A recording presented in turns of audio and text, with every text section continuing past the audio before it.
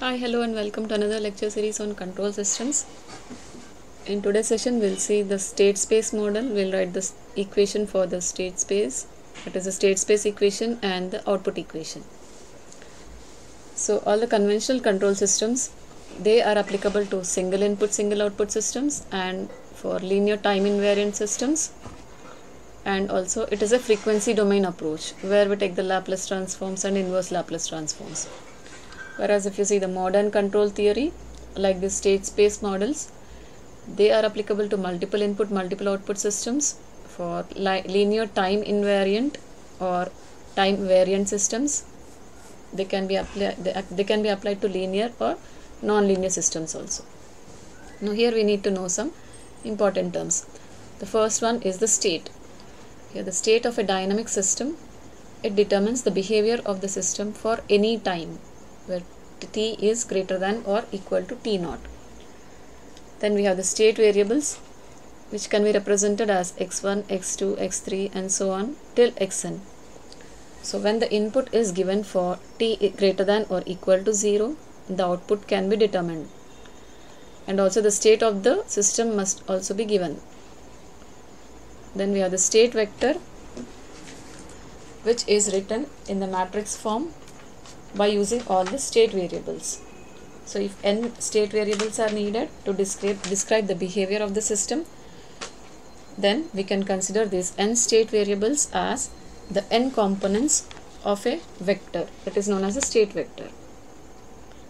Then we have the state space, the n-dimensional space where this coordinate axis consists of x1 axis, x2 axis and so on till xn axis is known as the state space.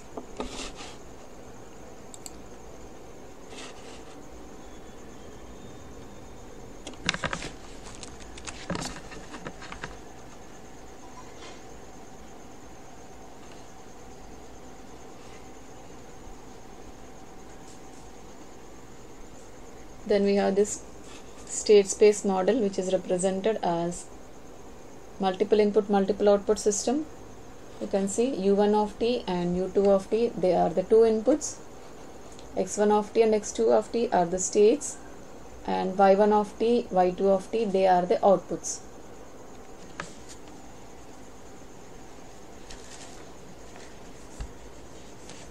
So we can write the equation for output.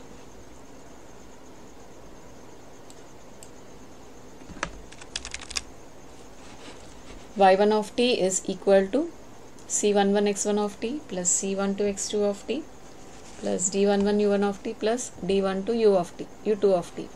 Similarly, y2 of t is equal to c21 x1 of t plus c22 x2 of t plus d21 u1 of t plus d22 u2 of t.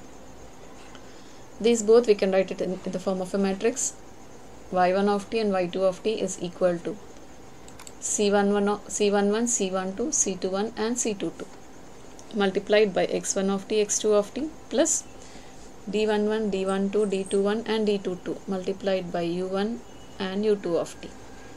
So we can write both of these two as a single equation as y of t is equal to cx of t plus d into u of t.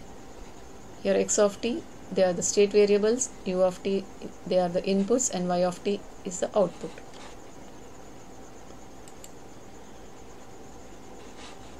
Then coming to the state equation, so we can write dx1 of t by dt is equal to x1 dot of t and dx2 of t by dt is equal to x2 dot of t, where x1 dot of t is equal to a11 x1 of t plus a12 x2 of t plus b11 u1 of t plus b22 u2 of t.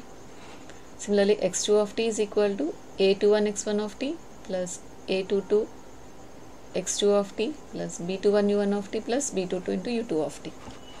We can write them in the matrix form as x1 dot of t, x2 dot of t is equal to a11, a12, a21 and a22 multiplied by x1 of t, x2 of t plus b11, b12, b21 and b22 multiplied by u1 of t, u2 of t. So both of these we can write it as a state equation where x dot of t is equal to A x of t plus b into u of t. The other equation is the output equation, which is y of t is equal to c x of t plus d into u of t.